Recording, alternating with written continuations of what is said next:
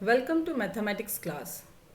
Topic is squares and square roots part 1. What are squares? The square of a number is the product of the number with the number itself. For a given number x, the square of x is denoted by x square. For example, 4 square. 4 square is equals to 4 into 4, or we can say 4 square is equals to 16. So square of 4 is 16. In the same way, 9 square is equals to 81. So square of 9 is 81. Perfect squares or square numbers. A natural number is called a perfect square or a square number if it is the square of some natural numbers. Here in chart, you can see that squares of numbers from 1 to 30 are given. To find out the squares of bigger number, we should learn by heart at least the squares from 1 to 30. So you can see here 1 square is 1, 2 square is 4, 3 square 9, up to so on. 30 square means 30 into 30 is equals to 900. Determining of perfect square by prime factorization method. A perfect square number is always expressible as the product of pairs of equal factors. If we want to find out that whether a number is perfect square or not, so first method is prime factorization method. We can see here 484. We want to find out, or we want to check that whether this number is perfect square or not. So for this, find out the prime factors of 484. Here we can see that here we are getting 2 in pairs and 11 in pairs. So we can identify this that numbers are in pairs. So 484 is a perfect square. In the same way, 324. Find out the prime factors of 324. Here also we are getting 2 in pairs and 2 times 3 in pairs. So we can say that 324 is also a perfect square number. Same way we can see that 2025, 4356 and for 7744. Here whatever numbers are there, all the numbers are in pairs. So by observing this number, we can say that all these numbers are a example of perfect square. Properties of perfect squares. There are few properties are there to identify that whether a number is a perfect square or not. First property is a number ending in 2, 3, 7 or 8 is never a perfect square. Here we can see that 82, 93, 187 and 248. Here at the unit place or the number is ending by 2, 3, 7 and 8. So by observing this number, we can say that these numbers are not perfect square numbers. A number ending in an odd number of 0 is never a perfect square. In the same way, here in 160, 1 0 is there. In 4000, 3 zeros are there. And in 9 lakh, 5 zeros are there. So here we can see the numbers are ending with odd numbers of 0. So these are also, they are also not the example of a perfect square numbers. Third property is that if a number when divides by 3 leaves a remainder 2, then it is not a perfect square number. Here we can say that if we are dividing 170 by 3 and we are getting the denominator, if we are getting the remainder 2, so we can say that 170 is not a perfect square number. In the same way, 578, 670, 722, if we are dividing all these numbers by 3 and we are getting the remainder as 2, so we can say that these numbers are not a perfect square number. Same like third property, if a number when divides by 4 leaves a remainder 2 or 3, then it is not a perfect square number. In the same way, we can say that if we are dividing this number by 4 and the remainder we are getting 2 or 3, then in that case also these numbers are not a perfect square number. Next property is The square of an even number is always even. Here we can see that 2 square is 4, 4 square is 16, 6 square 36, 8 square 64. Here 2, 4, 16, 36, 8, 64 all are even numbers. In the same way, the square of an odd number is always odd. If we are squaring the odd numbers, 1 square is 1, both are odd numbers. 3 square is 9, both are odd numbers. If we are squaring any odd number, in that case we are getting answer is also an odd number. Next property, the square of proper fraction is smaller than a fraction. We can see that 2 by 3 is a proper fraction. If we are squaring this fraction, we are getting answer 4 by 9. So 4 by 9 is less than 2 by 3. So we can say that a square of a proper fraction is smaller than the fraction. Next property, for every natural number n, we have n plus 1 whole square minus n square is equals to n plus 1 plus n. If we want to find out the difference of consecutive square numbers, so instead of solving this directly, if we add these two numbers, so we can get the answer. Here we can see that 89 square minus 88 square. If we are adding both 89 plus 88, we can get the answer 177. Next property, sum of first and odd natural numbers is equals to n square.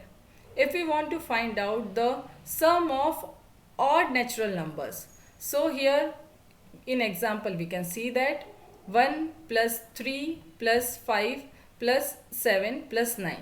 We want to add this number. So instead of adding this number directly, here we can see that all our odd numbers are there, and how many numbers are there? 5 numbers are there. So directly we can say that if we will find 5 square, so 5 square is 25. If we add this number manually, so we will get the 25. In the same way, here 1 plus 3 plus 5 plus 7, 8 odd numbers are there. So instead of adding this number, if we square the 8, so we get 64. So if we will add all this number, in that case also we will get answer as 64. Next and very important property is that Pythagorean triplet. Three natural numbers m, n, p are said to form a Pythagorean triplet if m square plus n square is equals to p square. This we can understand with the help of an example. Suppose we want to find out the Pythagorean triplet. So here three terms are there, 2m, m square minus 1, m square plus 1.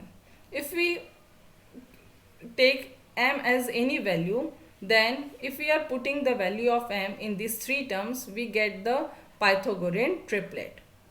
And the last property is between two consecutive square numbers n square and n plus 1 square, there are 2n non-perfect square numbers. Next is column method for squaring a two-digit number. If we want to find out the square of a two-digit number, so there are two methods are there. First one is column method and second one is diagonal method. But for only two-digit number, we are using column method. Here to find out square of a three-digit number, in that case we can't use this column method. Here 35 square we want to find out. We are using here identity a plus b whole square. So we have for this we have to make three columns. In first column we have to write down a square, in second column 2ab, and in third column b square. Now suppose here a as 3 and b as 5. Now substitute the value. B is 5. So write down here 5 square. Here 2 into a into b. So we will write here 2 into 5 into 3. A square means 3 square. Now 5 square. 5 square is 25. Then here 2 into 5, 10. 10 into 3, 30. 3 square, 9. Now from the right hand side, at this number, underline the unit place number. Here 2 is there, carry forward the 2 over here.